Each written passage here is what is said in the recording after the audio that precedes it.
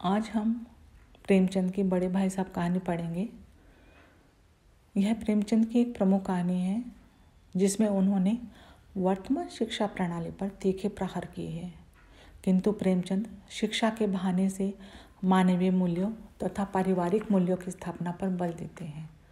कहानी में छोटे बड़े दो भाई हैं जो छात्रावास में रहकर शिक्षा प्राप्त कर रहे हैं। छोटा भाई शरारती है तथा उसका पढ़ाई में मन कम लगता है। बड़ा भाई संजीदा है पर पढ़ने में कमज़ोर है। छोटा भाई खेल कूद के बावजूद कक्षा में प्रथम स्थान से उत्तीर्ण होता है, जबकि बड़ा भाई फेल हो जाता है। दूसरे साल भी यही परिणाम रहता है, पर बड़ा भाई छोटे भाई को धमकाने का अधिकार नहीं छोड़ता। वह छोटे भाई को समझाता है कि अगर वह खेल कूद में अपना समय गंवाएगा तो छोटे भाई पर क्या प्रभाव पड़ेगा।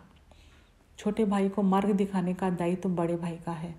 कहानी के अंत में बड़ा भाई पतंग लूटकर भागता है तो छोटा भाई शर्मिंदा होता है। छोटे बड़ों के बीच समान भाव की रक्षा का संदेश यह कहानी देती है। कहानी अपनी पठनीयता में बेजोड़ है तथा अरबी फारसी के शब्दों के प्रयोग ने इस कहानी को और भी रोचक बना दिया है। नई पीढ़ी के लिए प्रेमचंद की यह कहानी बहुत ही प्रेरणादायक है। बड़े भाई साहब। मेरे भाई साहब मुझसे 5 साल बड़े थे, लेकिन केवल 3 दर्जे आगे। उन्होंने भी उसी उम्र में पढ़ना शुरू किया था जब मैंने शुरू किया, लेकिन तालीम जैसे महत्व के मामले में वह जल्दबाजी से काम लेना पसंद न करते थे। इस भवन की बुनियाद खूब मजबूत डालना चाहते थे, जिस पर आलीशान महल बन सके।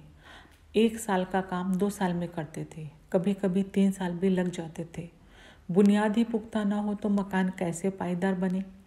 मैं छोटा था, वह बड़े थे। मेरी उम्र 9 साल की थी, वह 14 साल के थे। उन्हें मेरी तंबी और निगरानी का पूरा जन्मसिद्ध अधिकार था और मेरी शालीनता इसी में थी कि उनके हुक्म को कानून समझो। वह स्वभाव से बड़े अध्ययनशील थे, एकदम किताब खोले बैठे रहते थे और शायद दिमाग को आराम देने के लिए कभी कॉपी पर कभी किताब की हाशिए पर चिड़ियों, कुत्तों, बिल्लियों की तस्वीरें बनाया करते थे। कभी कभी एक ही नाम या शब्द या वाक्य 10-20 बार लिख डालते। कभी एक शेर को बार बार सुंदर अक्षरों में नकल करते। कभी ऐसी शब्द रचना करते जिनमें न कोई अर्थ होता न कोई सामंजस्य। मसलन एक बार उनकी कॉपी पर मैंने एक इबारत देखी, स्पेशल अमीना, भाइयों भाइयों, दरअसल भाई भाई, राधे श्याम, श्रीयुत राधे श्याम, 1 घंटे तक। इसके बाद एक आदमी का चेहरा बना हुआ था। मैंने बहुत चेष्टा की कि इस पहेली का कोई अर्थ निकालूं, लेकिन असफल रहा और उनसे पूछने का साहस न हुआ। वह 9वीं जमात में थे और मैं 5वीं में। उनकी रचनाओं को समझना मेरे लिए छोटे मुँह बड़ी बात थी। मेरा जी पढ़ने में बिल्कुल नहीं लगता था। 1 घंटा भी किताब लेकर बैठना पहाड़ था। मौका पाते ही हॉस्टल से निकलकर मैदान में आ जाता और कभी कंकरियाँ उछालता, कभी कागज़ की तितलियाँ उड़ाता और कहीं कोई साथी मिला तो पूछना ही क्या। कभी 4 दीवारी पर चढ़कर नीचे कूद रहे हैं, कभी फाटक पर सवार उसे आगे पीछे चलाते हुए मोटर कार का आनंद उठा रहे हैं। लेकिन कमरे में आते ही भाई साहब का वह रौद्र रूप देखकर प्राण सूख जाते। उनका पहला सवाल होता, कहाँ थे। हमेशा यह सवाल उसी ध्वनि में पूछा जाता था और इसका जवाब मेरे पास केवल मौन था। न जाने मेरे मुंह से बात क्यों न निकलती कि जरा बाहर खिल रहा था। मेरा मौन कह देता था कि मुझे अपना अपराध स्वीकार है और भाई साहब के लिए इसके सिवा और कोई इलाज न था कि स्नेह और रोष से मिले हुए शब्द से वह मेरा सत्कार करे। इस तरह अंग्रेजी पढ़ोगे तो जिंदगी भर पढ़ते रहोगे और एक हर्फ न आएगा। अंग्रेजी पढ़ना कोई हंसी खेल नहीं है कि जो चाहे पढ़ ले, नहीं तो ऐसा ऐरा गहरा नथु गहरा सभी अंग्रेजी में विद्वान हो जाते। यहाँ दिन रात आंखें फोड़नी पड़ती है और खून जलाना पड़ता है, तब कहीं यह विद्या आती है। और आती क्या है, हाँ कहने को आती है। बड़े बड़े विद्वान भी शुद्ध अंग्रेजी नहीं लिख सकते, बोलना तो दूर रहा। और मैं कहता हूँ, तुम कितने घोंगा हो कि मुझे देखकर भी सबक नहीं लेते। मैं कितनी मेहनत करता हूँ यह तुम अपनी आंखों से देखते हो। अगर नहीं देखते तो यह तुम्हारी आंखों का कसूर है, तुम्हारी बुद्धि का कसूर है। इतने मेले तमाशे होते हैं, मुझे तुमने कभी देखा है जाते। रोज ही क्रिकेट और हॉकी मैच होते हैं, मैं पास नहीं पटकता, हमेशा पढ़ता रहता हूँ। उस पर भी एक एक दर्जे में 2-2, 3-3 साल पढ़ा रहता हूँ। फिर भी कैसे आशा करते हो कि तुम यूँ खेल कूद में वक्त गंवाकर पास हो जाओगे? मुझे तो 2-3 साल लगते हैं, तुम उम्र भर इस दर्जे में पड़े सड़ते रहोगे। अगर तुम्हें इस तरह उम्र भर गंवानी है तो बेहतर है चले जाओ, मज़े से गुल्ली डंडा खेलो। दादा की गाड़ी कमाई के रुपये क्यों बर्बाद करते हो? मैं यह लताड़ सुनकर आंसू बहाने लगता। जवाब ही क्या था, अपराध तो मैंने किया, लताड़ कौन सहे। भाई साहब उपदेश की कला में निपुण थे। ऐसी ऐसी लगती बात कहते, ऐसे ऐसे सुक्ति बाण चलाती कि मेरे जिगर के टुकड़े टुकड़े हो जाते और हिम्मत टूट जाती। इस तरह जान तोड़कर मेहनत करने की शक्ति मैं अपने में न पाता था और उस निराशा में जरा देर के लिए मैं सोचने लगता, क्यों ना मैं घर चला जाऊं। जो काम मेरे बूते से बाहर है उसमें हाथ डालकर क्यों अपनी ज़िंदगी खराब करूं। मुझे अपना मूर्ख रहना मंजूर था, लेकिन उतनी मेहनत से मुझे तो चक्कर आ जाता था। लेकिन घंटे 2 घंटे बाद निराशा के बादल फट जाते और इरादा करता कि आगे से खूब जी लगाकर पढ़ूंगा। चटपट एक टाइम टेबल बना डालता, बिना पहले के नक्शा बनाए कोई स्कीम तैयार किए। काम कैसे शुरू करूं?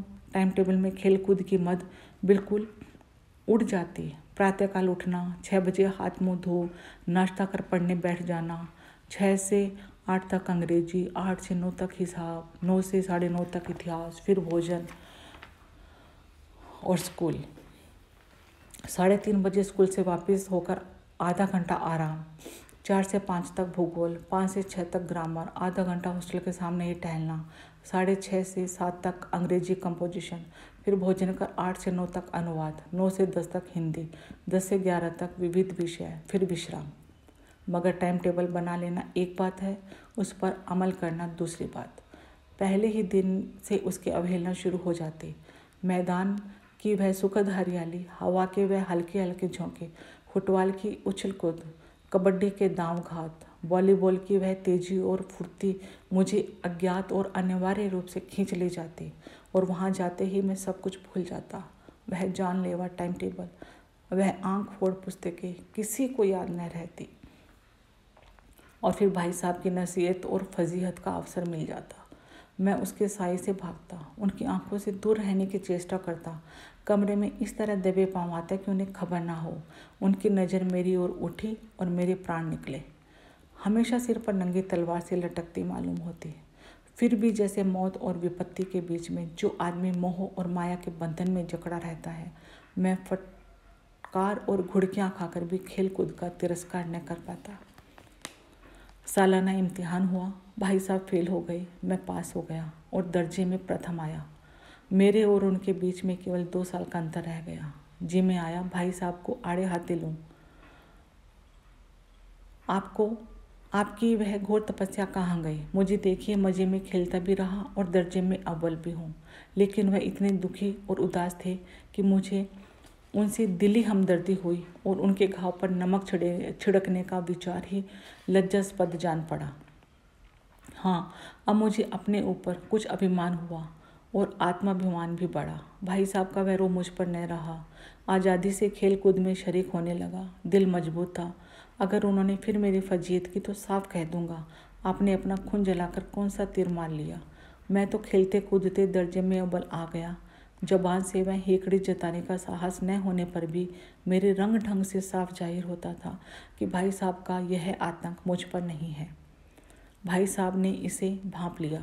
अपनी सहज बुद्धि बड़ी तीव्र थी और एक दिन मैं भोर का सारा समय गुल्ली डंडे की भेंट करके ठीक भोजन के समय लौटा तो भाई साहब ने मानो तलवार खींच ली और मुझ पर टूट पड़े। देखता हूँ इस साल पास हो गए हो और दर्जे में अव्वल आ गए तो तुम्हें दिमाग हो गया। भाईजान, घमंड तो बड़े बड़ों का नहीं रहा है, तुम्हारी क्या हस्ती है। इतिहास में रावण का हाल तो पढ़ा ही होगा। उसके चरित्र से तुमने कौन सा उपदेश लिया या यूँ ही पढ़ गए?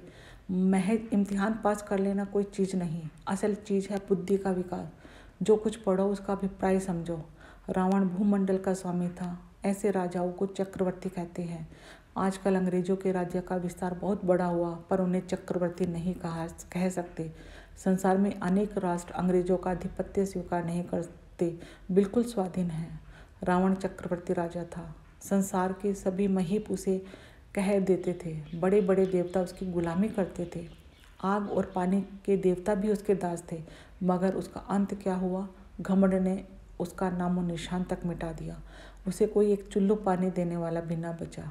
आदमी और जो कुकर्म चाहे करे, पर अभिमान न करे, इतराए नहीं। अभिमान किया और दीन दुनिया दोनों से गए। शैतान का हाल भी पड़ा ही होगा। उसे यह अभिमान हुआ कि ईश्वर का उससे बड़ा सच्चा भक्त कोई है ही नहीं। अंत में यह हुआ कि स्वर्ग से नरक में ढकेल दिया गया। शाही रूम ने भी एक बार अहंकार किया था, भीख मांग मांग कर मर गया। तुमने तो अभी केवल एक दर्जा पास किया है और अभी से तुम्हारा सिर फिर गया। तब तो तुम आगे बढ़ चुके। यह समझ लो कि तुम अपने मेहनत से पास नहीं हुए, अंधे के हाथ बटेर लग गई। मगर बटेर केवल एक बार हाथ लग सकती है, बार बार नहीं लग सकती। कभी भी गुल्ली डंडे से भी अंधा चोट निशान पड़ सकती है। इससे कोई निशानी खाली न जाए। मेरे फेल होने पर न आओ। मेरे दर्जे में आओगे तो दांतों में पसीना आ जाएगा। जब अलजबरा और ज्योमेट्री के लोहे के चने चबाने पड़ेंगे। इंग्लिस्तान का इतिहास पढ़ना होगा। बादशाहों के नाम याद रखना आसान नहीं है। 8 हेनरी हो चुके हैं। कौन सा कार्ड किस हेनरी के समय में हुआ, क्या यह याद कर लेना कोई आसान समझते हो? हेनरी 7वें की जगह हेनरी 8वां लिख दिया और सब नंबर गायब, सफा चट। सिफर में भी न मिलेगा, सिफर भी हो किस ख्याल में? दर्जनों तो जेम्स हुए हैं, दर्जनों विलियम, कोड़ियों चार्ल्स। दिमाग चक्कर खाने लगता है, आंधी रोग हो जाता है। इन अभागों को नाम भी न जुड़ते थे। एक नाम के पीछे दोयम, चहारम, पंचम लगाते चले गए। मुझसे पूछते तो 10 लाख नाम बता देता। और ज्योमेट्री तो बस खुदा की पनाह। अ ब जय की जगह अ ज ब लिख दिया तो सारे नंबर कट गए। कोई इन निर्दयी मुमतहिनों से नहीं पूछता कि आखिर अ ब ज और अ ज ब में क्या फ़र्क है, और व्यर्थ की बातों के लिए क्यों छात्रों का खून करते हो? दाल भात रोटी या दाल भात रोटी खाई, इसमें क्या फ़र्क है? मगर इन परीक्षकों को क्या परवाह? जो पुस्तकों में पढ़ लिखा है चाहते हैं लड़के अक्षर अक्षर रट डालें, और इसी रटंत का नाम शिक्षा जोड़ रखा है। और आखिर इन बेसिर पैर की बातों के आगे पीछे, बेसिर पैर की बातों को पढ़ने से क्या फ़ायदा?